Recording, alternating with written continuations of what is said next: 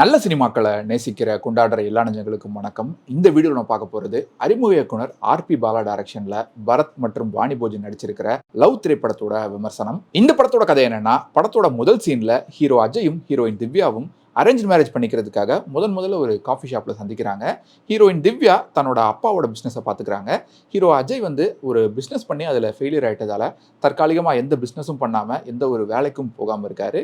இதனால திவ்யாவோட அப்பா இந்த மாப்பிள்ளை வேணாம், இவருக்கு பொறுப்பே இல்லை, வேலை வெட்டிக்கு போகாமல் இருக்காரு, பிஸ்னஸில் தோத்துட்டாரு அப்படின்னு இந்த மாப்பிள்ளை வேணாம் அப்படின்னு சொல்லிடுறாரு. ஆனால் அஜய் ரொம்ப ஃப்ராங்காக இருக்கிறதால, ஓப்பனாக அந்த விஷயத்தை ஒத்துக்கிட்டதால திவ்யாவுக்கு அவரை பிடிச்சிருக்குது.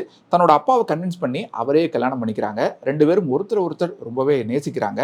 ஆனால் ஒரு வருஷம் கழிச்சு எல்லாமே மாறி போயிருக்கு.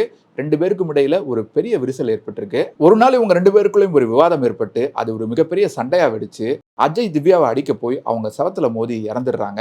ஸோ ரொம்ப ஷாக் ஆகாதீங்க, இது ஸ்பாய்லர்லாம் இல்லை, ஏன்னா இதெல்லாம் ட்ரெய்லர்லேயே காட்டிடுறாங்க. இந்த விஷயம் படம் ஆரம்பிச்சு ஒரு 10-15 நிமிஷத்துலேயே இந்த விஷயம்லாம் நடந்துருது.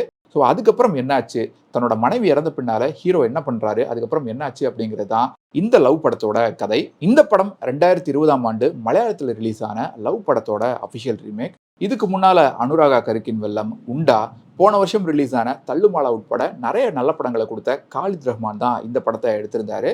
இந்த படம் கொரோனா லாக்டவுன்ல ரொம்ப சின்ன பட்ஜெட்ல ஒரு வீட்டுக்குள்ளேயே வெறும் 20 நாட்கள் எடுத்து முடிக்கப்பட்ட ஒரு படம் இது. அந்த மலையாள படம் எப்படி இருக்கும் அப்படின்னு கேட்டீங்கன்னா, அது ஒரு மாதிரி ஓகேவா தான் இருக்கும். ஆனா கடைசி 20 நிமிஷத்துல ஒரு ட்விஸ்ட் வரும் பாருங்க. அதை பார்த்ததுக்கு பின்னால அந்த மொத்த படமுமே ஒரு மாதிரி புது படம் மாதிரி தெரியும். படத்தை பத்தின பெர்ஸ்பெக்டிவே நமக்கு மொத்தமா மாறிடும். அந்த மாதிரி ஒரு ட்விஸ்ட் கடைசியில வரும். அது போக அந்த படத்தோட பெர்ஃபார்மன்சஸ், மேக்கிங் எல்லாமே பிரமாதமா இருக்கும். ஆனா இந்த தமிழ் ரீமேக்கை பொறுத்த வரைக்கும் சரியா கையாளப்படாத ஒரு படமா தான் ஆயிடுச்சு.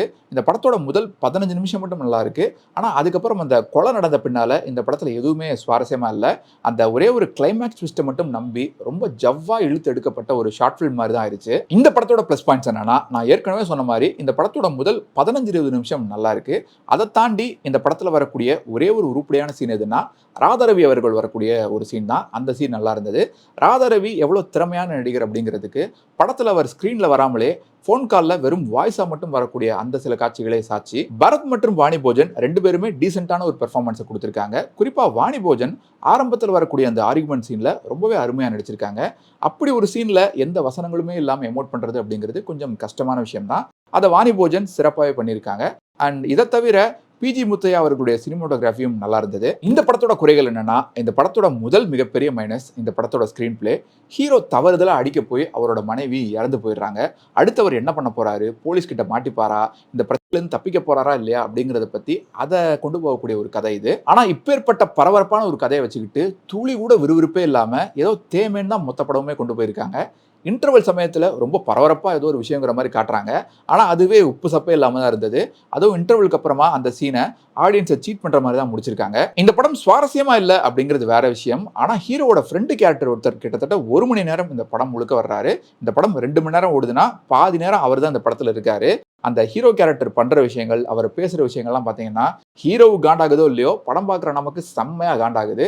இது போதாதுன்னு நம்மளை இன்னும் அதிகம் காண்டாக்குறதுக்காக செகண்ட் ஹாஃப்ல இன்னொரு ஃப்ரெண்டு கேரக்டரையும் இந்த படத்துக்குள்ள இறக்குறாங்க. இந்த படத்துல எமோஷனலாவும் லாஜிக்கலாவும் கூட சில விஷயங்கள் ஏத்துக்கிற மாதிரி இல்ல. இந்த படத்தோட முதல் சீன்ல ஹீரோவை பார்த்து என்ன கேட்பாங்கன்னா, அது எப்படி திடீர்னு ஒரு ஆளை பார்த்து உடனே ஓகே சொல்ல முடியும் அப்படின்னு கேட்பாங்க. ஆனா அதுக்கடுத்து 2 நிமிஷத்துல அதே மீட்டிங்லயே ஹீரோவுக்கு ஓகே சொல்லிடுறாங்க. உடனே அவர் கூட க்ளோஸ் ஆகும் ஆயிடுறாங்க. வேற ஒரு சீன்ல எல்லாம் how to dispose a human body அப்படின்னு ஹீரோ யூடியூப்ல ஒரு வீடியோ பார்த்துட்டு இருக்காரு. அந்த வீடியோல பேசுற ஆள்லாம் பாத்தீங்கன்னா, எப்படி ஒரு கொலை பண்ணிட்டு அந்த டெட் பாடியை மறைக்கிறது அப்படின்னு கிளாஸ் எடுத்துட்டு இருக்காரு. அப்படிலாம் எவனாச்சும் யூடியூப்ல வீடியோ போட்டுட்டு இருந்தான் அப்படின்னா கண்டிப்பா அவன் ஜெயில தான் இருப்பான். அண்ட் இந்த படத்தோட கிளைமேக்ஸ்ல ஒரு முக்கியமான ட்விஸ்ட் வருது, ஒரு சின்ன ட்விஸ்ட் வருதுன்னு சொன்னேன் இல்லையா. ஆனா சோகம் என்னன்னா, இந்த படத்துல இந்த ட்விஸ்ட்டை பாக்குறதுக்குலாம் தியேட்டர்ல கிளைமேக்ஸ்ல யாருமே இல்லை. நான் படம் பார்த்த தியேட்டர்லாம் அதிகபட்சம் ஒரு 30-40 பேர் தான் இருந்தாங்க. படத்துல இந்த கிளைமேக்ஸ் வரும்போது, அந்த ட்விஸ்ட் வரும்போது படத்துல பாதி பேர் எந்திரிச்சே போயிட்டாங்க. மொத்தத்துல இந்த லவ் திரைப்படம் எப்படி இருக்குன்னு கேட்டீங்கன்னா, 2 மணி நேரத்துக்கும் குறைவா ஓடக்கூடிய ஒரு திரைப்படம் தான் இது. இருந்தாலும் அந்த ரன் டைம்க்கே நம்மளை கொஞ்சம் கூட என்கேஜ் பண்ணவே இல்லை. பெருசா எந்த பரபரப்பும் இல்லாத ரொம்பவே போர் அடிக்கக்கூடிய ஒரு த்ரில்லர் திரைப்படம் இது. ஸோ இந்த திரைப்படத்தோட விமர்சனம் உங்களுக்கு பிடிச்சிருந்தா உங்களோட ஃப்ரெண்ட்ஸ் அண்ட் ஃபேமிலி கூட ஷேர் பண்ணுங்க. இந்த லவ் படத்தை நீங்க தியேட்டர்ல பார்த்திருந்தா இந்த படம் பத்தின உங்களோட கருத்துக்களை கீழே கமெண்ட்ஸ் சொல்லுங்க. மீண்டும் வேற ஒரு வீடியோவில் சந்திப்போம். இன்னும் நிறைய சினிமாக்கள் பார்ப்போம். நிறைய சினிமாக்கள் பத்தி பேசுவோம். நன்றி.